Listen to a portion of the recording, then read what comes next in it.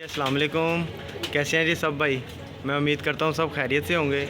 आज हम मौजूद हैं ख्वाजा साहब के पास और ख्वाजा साहब से ये पूछेंगे कि वो एक माह से गायब थे, ना इंटरनेट पे, फेसबुक पे, ना अपने यूट्यूब चैनल पे कहीं भी नज़र नहीं थे आ रहे। फ़ोन भी इनका बंद जा रहा था। काफ़ी दफ़ा इनसे रब्ता करने की कोशिश की, फिर शुक्र है अल्लाह का कि इनका फ़ोन आया तो पता चला कि वो कराची में मौजूद थे। और ख्वाजा साहब अस्सलाम वालेकुम। अस्सलाम वालेकुम बेटा, क्या हाल है मेरे बच्चों, मदाहो मेरे चाहने वालों। बेटा मैं 4-5 दिन पहले का आ गया हूँ। जब मैं आया हूँ तो लाहौर में छठी बाजी उड़ी हुई थी, तो कराची की मैं बाजियाँ देखी हैं। रास्ते में मैं आपके साथ इन टच रहना चाहता था। मेरे दोस्तों ने भी बहुत ज़्यादा, रास्ते में मेरा मोबाइल कहीं पे गिर गया था। मैं अब ऐਵੇਂ ही कहूँ कि चोरी नहीं, गिर गया था, क्योंकि शुगर की वजह से मुझको बाथरूम जाना पड़ता है थोड़ी थोड़ी देर के बाद, तो कहीं पे जेब से गिर गया। खैर से अब जो कुछ भी हो गया ठीक हो गया। बेटा अब मैं लाहौर आ गया हूँ। और एक और जो आज का एक चीज़ तो बेटा मैं आपको ये कहना चाहता हूँ कि आप लोग मेरे इंटरव्यू देखते हैं, मेरा नंबर वही है 03। अब मेरे से रोज़ रोज़ नया नंबर मना मांगा करें। 032246548089 यही मेरा मोबाइल नंबर है और यही मेरा व्हाट्सएप नंबर है। ये तो बात क्लियर हो गई। और दूसरा ये बेटा कि जो लोग पाकिस्तानी सेटल्ड इन यूरोप हैं या अमेरिका में हैं, ऑस्ट्रेलिया में हैं, कबूतरबाज हैं, पाकिस्तान में उन्होंने कबूतर रखे हुए हैं, पर उन्होंने मुलाजम भी रखे हुए हैं, पर उन्हों के कबूतरों की लुक आफ्टर इतनी अच्छी नहीं हो रही। सारे लोग मेरे से राब्ते में रहते हैं कि आप उधर जाएं। बेटा अब इस उम्र में 73 की एज में मेरे लिए पॉसिबल नहीं है कि मैं उधर जाके आपके कबूतरों की लुक आफ्टर कर सकूं।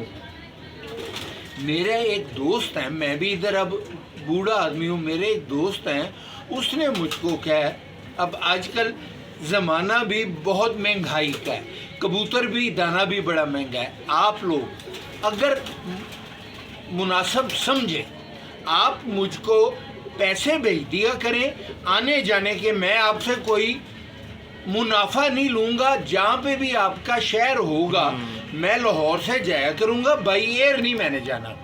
मैं लाहौर से जाया करूँगा, फ्लाइंग कोच पे जाऊँगा और फ्लाइंग कोच पे वापस आ जाऊँगा।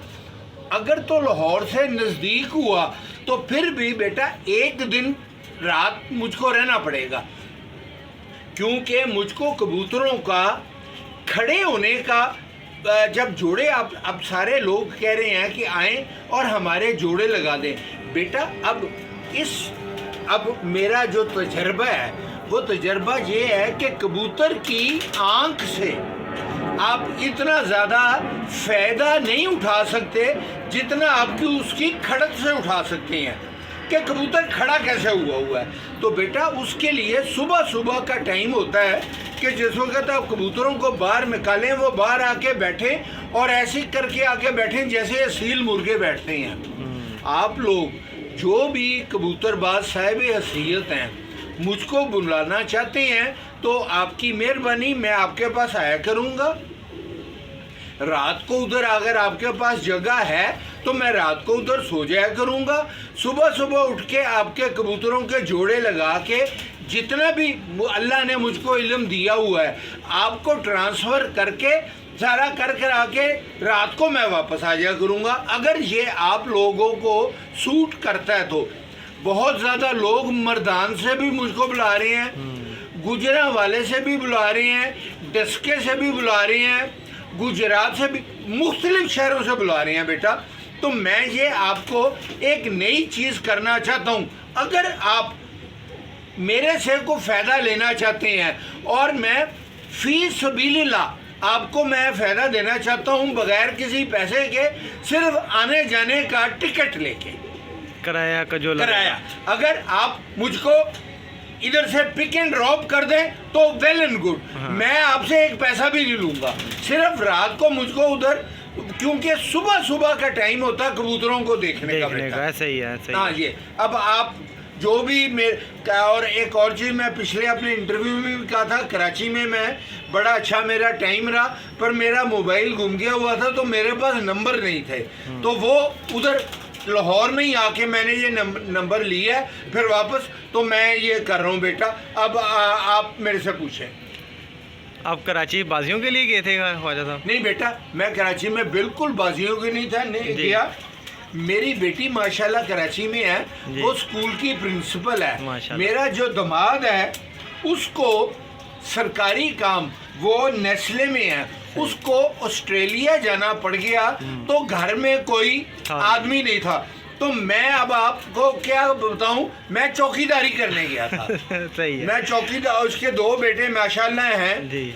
मैं चौकीदारी करने गया था क्योंकि वो प्रिंसिपल है स्कूल की, उसको छुट्टी देर से होती है और सुबह उसको जल्दी जाना पड़ता है, तो उसके बच्चे जल्दी आ जाते थे। घर में एक नौकरानी थी, तो मैं नाना बन के बच्चों को देखने गया था, और सिर्फ 2 या 3 कबूतरबाज जो मेरे बहुत पुराने वाकफ हैं उनको मैं मिला हूँ बस।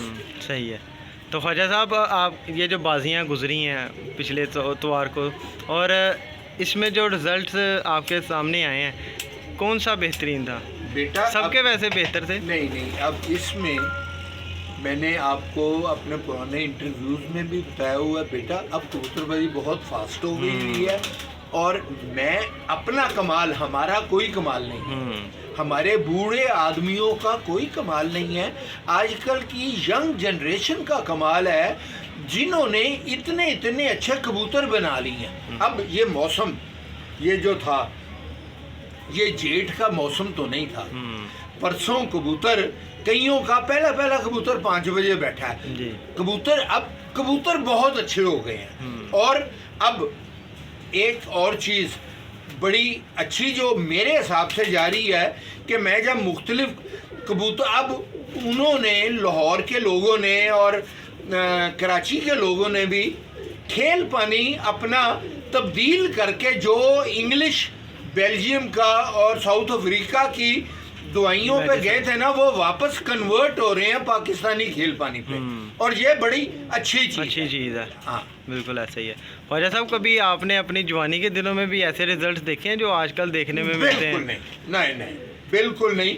मैंने अपनी जवानी के रिजल्ट इतने अच्छे नहीं देखे हुए बेटा। मेरे बचपन की बात मैं आपको बता रहा हूँ, जब उस्ताद शम्स मरूम कबूतरबाजी किया करते थे, हकीम शहजादा किया करते थे, उस्ताद रियाज किया करते थे, तब जो कबूतर 1-1.5 बजे बैठता था ना, वो जीत का टाइम होता था। जो कबूतर 2 बजे बैठ गया है, उसके बाद अगर किसी के कबूतर ऊपर हैं तो वो ऊपर, माफ करे, वो आया नहीं था करते। अब तो पहला कबूतर 6-6 बजे बैठ रहा है, और अखीला कबूतर 7:30 पौने 8 बजे बैठ रहा है बेटा। अब ये कमाल है, और ये आजकल की यंग जनरेशन का कमाल है, हमारा कोई कमाल नहीं है। सही। क्योंकि अब इस वक्त लाहौर में मैं बेटा, मैं ख़ानदानी आदमी हूँ, मैं आदमी की कदर करता हूँ, कबूतरों की कदर नहीं करता। मेरा जो मुखालफ आदमी है, जिन्होंने मेरे साथ बाजियाँ भी लगाई हुई हैं, मैं उन्हों को भी सलाम करता हूँ, क्योंकि हमारी जो दोस्ती है ना, वो सिर्फ कबूतरबाजी की वजह से हुई है। हमने उन्हों से कोई जदाद नहीं बांटनी बेटा। बिल्कुल ऐसा। और मैं अब थोड़ा सा ठीक हो गया, मेरी आज शोल्डर में दर्द हो गई है। मेरे जो मुखालफ पार्टी के आदमी हैं, जैसे मेहर असगर साहब हैं, अल्लाह उनकी ज़िंदगी लंबी करे, मैं उन्हों को किसी दिन मिलने जाऊंगा, जिनके साथ मैं बाजियाँ लगाता था। उस दिन मैं एक जगह पे गया था, मलक लतीफ़ को, जो है लंडे बाज़ार वाले, उनको मैं मिला हूँ, और उनको मेरी उनके साथ बाजियाँ उड़ती थी, और मैं उनको जफ्फी डाल के मिला हूँ बेटा। हमने अब एक चीज़ मैं आपको बताऊँ, मैं अल्लाह के फजल से पढ़ा लिखा हूँ, BA पास हूँ, पुराने ज़माने का। जब क्रिकेट के मैच होते हैं, वर्ल्ड कप होता है, वर्ल्ड कप में दावत होती है, BCCP वाले बना रहे होते हैं या MCG वाले बना रहे होते हैं बेटा। जितने भी क्रिकेटर्स हैं, आपस में खेलने में तो ईट कुत्ते का वैर होता है उनका। बॉलिंग करा रहे होते हैं, वो आउट कर रहे होते हैं तो लड़ रहे होते हैं, पर खाना खा रहे हैं तो इकट्ठे होते हैं। इकट्ठे होते हैं, सही है। और जो तमाशबीनी कर रहे होते हैं वो भी इकट्ठी कर रहे होते इकट्ठे कर रहे हैं। तो बेटा इसलिए हमारा आप लोगों से जो हमारी मुखालिफ पार्टी से मुखालफत है वो हमारी माफ करें कबूतरबाजी की होती है, जाती कोई नहीं होती। हाँ जी। तो हमको आपकी बेटी की शादी हो आप हमको बुलाएं, हमारी बेटी की शादी हो हम आपको बुलाएं। बेटा ये हमारा आपस में प्यार होना चाहिए, इख्तलाफ कोई नहीं। लेकिन ख्वाजा साहब देखा गया कि लोग ना अपनी ईगो का मसला बना लेते हैं, हार जीत को ना। अब कोई ईगो नहीं है, अब कोई ईगो नहीं है। और अब कबूतरबाजी बेटा बहुत मुश्किल हो गई हुई है, अब बहुत मुश्किल हो गई हुई है। अब मुझको एक प्रॉब्लम पड़नी है, अल्लाह करे कि वो ठीक हो जाए। मेरे जो दोस्त थे मुनीर बाबर साहब, वो खैर से उनकी मेरी इंग्लैंड से रब्ता हुआ है। इंग्लैंड में उन्होंने अपनी प्रॉपर्टी वगैरह सारी वाइंड अप कर दी है और अब वो लाहौर आके सेटल होना चाह रही हैं और इधर कारोबार करना चाह रही हैं। उनों के कबूतर भी बहुत ज़्यादा हैं। अब उम्र उनों की भी मेरे से सिर्फ 3 महीने वो छोटे हैं। मैं 73.5 का हूँ, वो 73 और 3 मंथ्स के हैं। बेटा अब इस उम्र में कबूतरों को देखना और सारा करना मुश्किल है। अब उनके भी इतने ज़्यादा कबूतर हैं, उन्होंने ज़िंदगी में कभी किसी से कबूतर मांगे नहीं हुए, ख़रीदे हुए हैं। और उन्हों के पुराने कबूतर जो हैं वो चौधरी सखी के घर के हैं, जो अब नयाब हैं, कहीं पे मिल भी नहीं रहे। उन्होंने उस दिन मेरे साथ टेलीफोन पे रब्ता किया है कि मुजीब अब मैं लाहौर आ रहा हूँ, तेरे से रब्ता करूँगा, मेरे कबूतर थोड़े से कम कर दे। तो बेटा अब उन्हों के कबूतर मैंने बेचने हैं। मैं उन्हों के कबूतर अकबरी मंडी में नहीं लेके आने, उनके कबूतर मॉडल टाउन उधर मुस्लिम टाउन में ही रहेंगे। कल वो आ रहे हैं, खैर से मैं उनको मिलूंगा और राब्ता आप लोगों के साथ करूंगा। आप उधर आया करना, उनसे ही डील करना, उन्हों से ही करना और आप कबूतर ले जाया करना। मेरे लिए टेडी पैसा कमाना और वो करना हराम है। मैं सिर्फ उन कबूतरों की गारंटी आपको दे सकता हूँ कि कबूतर बेस्ट इन पाकिस्तान है। सही हो गया। तो ख्वाजा साहब वो जो आपके फ्रेंड हैं वो कबूतर भी मतलब जहाँ जिस मुल्क में वो गए थे गैर नहीं उन्होंने पे हैं या इधर ही कभी कबूतरबाजी नहीं की। सही है। इंग्लैंड में वो प्रॉपर लंदन में थे, उनके उधर डिपार्टमेंटल स्टोर थे और फ्लैट्स थे। अब वो बूढ़े हो गए हैं बेटे अब वो पाकिस्तान में आके लाहौर के कहीं पे नजदीक ही डेयरी फार्म का काम करना चाहते हैं, दूध का और वछों का। तो ये उन्होंने सोचा हुआ है जी। और अगर ये ऐसा काम हो गया तो मैं भी उधर करना चाहता हूँ। तो हो सकता है अल्लाह करे कि ऐसा हो जाए, दोनों भाई बुढ़ापे में इकट्ठे मिलके काम करें और उधर कबूतर भी रख ले। सही हो गया, सही हो गया। तो ख्वाजा साहब आज जब मैं आया हूँ तो आपका ये कबूतर निकला हुआ था। अब बेटा ये बहुत ही अच्छा कबूतर था जी। मैं बता रहा हूँ कि जैसे उन्होंने अपने दरवाज़ा खोला है, पहले वो उड़ रहा था तो वो सीधा भागता हुआ हवा में ही ना सीधा दरवाजे के अंदर, वो उसने कहीं आसरा भी नहीं किया। इतने अच्छे कबूतर हैं ख्वाजा साहब के। अब इनसे अच्छे क्या हो सकते हैं, सिर्फ सोच ही होगी। नहीं बेटा अब ये मैं आपको बताऊं कि ये जो कबूतर मेरे थे, ये दुकान के ऊपर जो नीचे हैं हमारे, उन्होंने ये पैनल लगाने हैं। तो ये मेरा सारा ये अपना सेटअप जो है ना, ये सारा ख़राब हुआ है। खैर से इंशाल्लाह अगर ज़िंदगी दी और सारा कुछ ठीक हुआ तो हफ्ते तक ठीक हो जाएगा, तो ये सारा मैं कर दूं। बेटा एक और चीज़ मैंने अभी पिछले अपने इंटरव्यू में भी बात की है कि मेरा जैसे हमारी पंजाबी का एक्सेंट लहजा हर 30 मील के बाद 40 मील के बाद फ़र्क होता है। हमारी पंजाबी और है, कसूर की पंजाबी और है, सियालकोट की और है, गुजरांवाले की और है। वैसे ही हमारे कबूतर भी अलग अलग हैं। एक कबूतर कराची में थे, मुझको वो कबूतर अच्छे नहीं थे लगते। मैंने अपने पिछले इंटरव्यू में भी बताया बेटा, मैंने उधर कराची में वो उड़ते देखे हैं और वो बहुत अच्छे देखे हैं। मैं सलाम करता हूँ, वो ख्यालात अब मैं फ़र्क करना चाहता हूँ। अब ये इस उम्र में भी मैं सीखना चाहता हूँ। अब मैं अगर कहूँ आप लोगों को कि भाई मैं परफेक्ट हो गया हूँ, तो समझो कि मैं पागल हूँ। आदमी ने अखीरले टाइम तक सीखना है। रोज एक नई चीज सीखने को मिलती है बेटा। बिल्कुल ऐसा ही है। एक मिनट ख्वाजा साहब, कोई दिलावर खान साहब के मुतालिक कोई बात बताएं बेटा। कोई यादगिरी वाली? नहीं, दिलावर खान साहब की कराची में भी मेरी जिक्र होता रहा उधर जी बेटा। अब मैं कोशिश करूँगा किसी दिन, अल्लाह ने अगर तौफीक दी, ज़िंदगी दी। लाहौर के 4 खान थे और चारों खान बड़े ग्रेट कबूतरबाज थे। अल्लाह चारों को जन्नत में वो करे और आला मुकाम दे, और ऊपर जन्नत में भी वो कबूतरबाजी करें, पर आपस में प्यार से करें। चार खान थे, मैं चारों का नाम ले देता हूँ। दिलावर खान साहब, इखलाक खान साहब, यूसुफ खान साहब एक्टर, और उन्हों के कज़न फरीद खान साहब। ये 4 खान जो थे ना, ये एक क्लास के कबूतरबाज थे। इन्होंने इकट्ठे बैठते थे, इकट्ठे खाते थे, पीते नहीं थे। अब जब हम कहते हैं बात खाना पीना, तो पीने का ये मतलब नहीं है कि शराब पीते, पानी पीते थे, हर चीज़ करते थे। और उस जमाने में जो कप उड़ता था उनों का, वो 10 रुपए कप की एंट्री होती थी। अब आजकल लाख रुपए भी एंट्री कम है। और वो खाना साल में 2 कप उड़ते थे, एक जेठ की पहली इतवार और एक असू की पहली इतवार। जेठ की पहली इतवार को खाना अपने पास से दिलावर खान साहब खिलाया करते थे, और असू की पहली इतवार को इखलाक खान साहब, जो रिश्ते में इमरान खान के मामू लगते थे, वो खिलाया करते थे। और जितनी भी एंट्री होती थी वो इकट्ठी करके उसमें प्राइस डिस्ट्रीब्यूशन कर दिया करते थे। कोई भी कटकटैया नहीं था होता।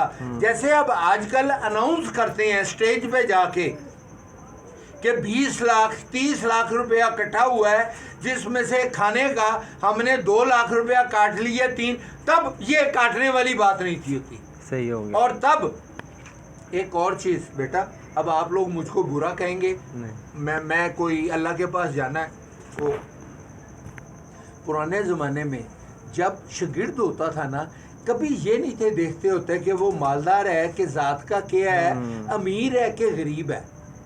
वो शागिर्द कर लिया करते थे 1 किलो मिठाई के डब्बे पे। और अगर किसी को उस्ताद भी करना है, उस्ताद के लिए मुखालफ पार्टी के उस्ताद का होना ज़रूरी है। और ज़रूरी नहीं है कि देगें पकाई जाएं और लाख लाख रुपए का हार डाला जाए। ये सिर्फ मुखालफ पार्टी का उस्ताद होना ज़रूरी इसलिए है कि वो जो पग बांधनी है ना, पग को हाथ लगाने होते हैं, सिर्फ इसलिए। अब तो अगर किसी को उस्ताद करना है तो पहले पूछते हैं कि तेरा कारोबार की है, तू रहना किथे, तू किन्ने पैसे का हार पाना है। तब पुराने ज़माने में बेटा ये नहीं था जी। ये आपकी बात जो है 100% ऐसे ही है। आज के दौर में शागिर्द को सिर्फ वो लोग करते हैं जो अमीर हों। हाँ बिल्कुल, अमीर लोगों को शागिर्द करते हैं। बिल्कुल ऐसा ही है। तो उनकी कबूतरबाजी के मुतालिक कोई यादगिरी वाली कोई बात बताएं दिलावर खान साहब की, क्योंकि आपका टाइम उनके साथ बहुत अच्छा गुजरा है, सारी ज़िंदगी आपने उन्हीं से सीखा है बेटा। अब पुरानी यादें रह गई, पुरानी यादें कुछ हमारे साथ भी शेयर कर लें। नहीं, अब उनमें सिर्फ एक चीज़ मैं आपको बता दूं, ये 4 पठानों का, खानों का जो मैंने नाम लिया है, अल्लाह उन्हों को जन्नत नसीब करे।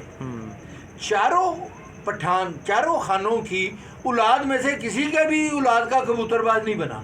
अब इसमें क्या वजह? इसमें हालांकि वो तो बड़े आला पाए के कबूतरबाज थे जी।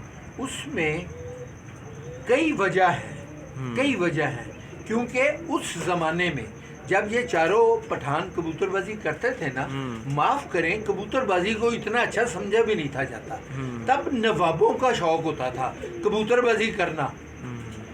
मुगलिया ख़ानदान में जब ये कीतर थे, कहते थे कि फलाने नवाब के कितने दड़बे हैं, फलाने नवाब के पास कितने कबूतर हैं।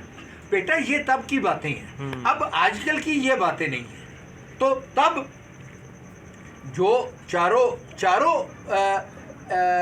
खान फरीद खान की औलाद नहीं है, बाकी तीनों खानों की औलाद है, और तीनों खानों के बेटियों ने एवं नाम के ऊपर अपने वालिदैन की वालिद की याद के लिए कबूतर रखे हुए हैं दाना डालने के लिए। बाकी कबूतरबाजी नहीं अब तीनों हाँ, उनको पता नहीं है कबूतरों उन लोगों को कबूतरों का नहीं पता, सिर्फ दाना डालते हैं। सिर्फ दाना डालने के लिए। बिल्कुल ऐसा ही है, क्योंकि मैं दिलावर खान साहब के घर भी गया हूँ, तो यकीन जाने उधर भी है, उनका यही बेटा है फैसल है जी। हाँ, मेरा छोटा भाई है वो जी। मैं उसको किसी दिन मिलने जाऊंगा। हाँ जी। अब एक और चीज भी ये है बेटा जी। ये अब मैं आपको बता दूं, ये जो तीनों खान थे ना, इन्होंने अपनी उम्र में, अब ये मैं आपको बात बताना चाहता हूँ, चाहे किसी को बुरी लगे, चाहे वो उनके बेटों को भी बुरी लगे, तीनों पठानों ने, तीनों खानों ने अपनी उम्र में जब वो फुल पीक पे जवानी पीक पर कबूतरबाजी करते थे, माफ करें अपने बेटों को साथ लगाया नहीं था कबूतरबाजी के लिए। तो फिर क्या सीखना था उन्होंने? तीनों की औलाद पढ़ी लिखी है, वो तीनों की तीनों औलाद पढ़ लिख रही थी, तो उन्होंने अब एक आदमी पीएचडी बेचारा फौत हुआ है, अब आप उसको कहेंगे कि उसके बाप की जो करामात हैं या जो डिग्री है वो टीके से उसके बेटे के दिमाग में पड़ जाए तो बेटे ये पढ़ नहीं आ सकती। हाँ, तो ये वो उन्हों की थी, उन्होंने जिंदगी में अपने बच्चों को, अपने बेटों को कबूतरबाजी में साथ लगाया नहीं। तो ये भी कैसे आना था? बिल्कुल ऐसा ही है जी। ख्वाजा साहब, आप आखिर में क्या पैगाम देना चाहेंगे? मैं सिर्फ पैगाम देना चाहता हूँ बेटा कि मुझको अभी पिछले दिनों में मैं जब कराची गया हुआ था, मेरा मोबाइल गुम गया था, तो इंडिया के सिख भी मेरे साथ बहुत ज़्यादा रजू में हैं और मैं उन्हों की मदद करता हूँ, वो बाजियाँ भी उधर से जीते हैं। मैं उन्हों को सत श्री अकाल कहता हूँ, वो मुझको सलाम अलैकुम कहते हैं। सत श्री अकाल का भी मतलब उनकी ज़ुबान में सलाम है। एक सरदार ने मेरे छोटे भाई को, कमर को पैगाम भेजा, क्योंकि वो मेरे से रुजू करना चाह रहे थे तो हो नहीं था रहा। उसके लफ्ज़ थे कि ख्वाजा साहब कहीं पे जन्नत में तो नहीं पहुंच गए। अब ये अजान हो रही है बेटा, कुछ पता नहीं आप मैंने जन्नत में जाना है कि दोज़ख में जाना है, कोशिश यही है कि जन्नत में जाएं। अब वो सरदार ने, जब मैंने अब उसके साथ बात की है, जब आके कि भाई आपने ये लफ्ज़ कहा है, कहता है जी मैंने आपको कहा था आपके बर्ताव इतना अच्छा है हमारे साथ बगैर किसी मकसद के, तो क्या आपने जन्नत में ही जाना है ना। हाँ, बिल्कुल ऐसे। जब आप हमसे लेते एक बगैर लालच के आपका सारा, बगैर लालच के, ये अजान हो रही है 18 मई को। एक सरदार हैं, उन्हों को एक जोड़ा मैंने फ्री ऑफ कॉस्ट सिर्फ दोस्ती की वजह से भेजा था। उस जोड़े के ऊपर मैंने उन्हों को कहा था कि मेरी जिम्मेवारी नहीं है। आदमी उन्हों का कराची से लाहौर आया, इधर से जोड़ा लेके गया, 28,000 रुपया उस जोड़े का लगा। वो जोड़ा लाहौर से कराची गया, कराची से दुबई गया, दुबई से कलकत्ते गया और कलकत्ते से फिर पंजाब आया। तो तकरीबन 2.5-3 महीनों के बाद उन्होंने बेटा वो जोड़ा मिला, और शुक्र है कि वो मिल गया और उसने अंडे भी दे दिए। सही है। और 18 मई को उन्होंने मिला वो जोड़ा बेटा। तो उस आदमी ने मुझको कहा कि ख्वाजा साहब जन्नत में जाएंगे बेटा। सही है, सही है ठेकेदार ने चाबी जी।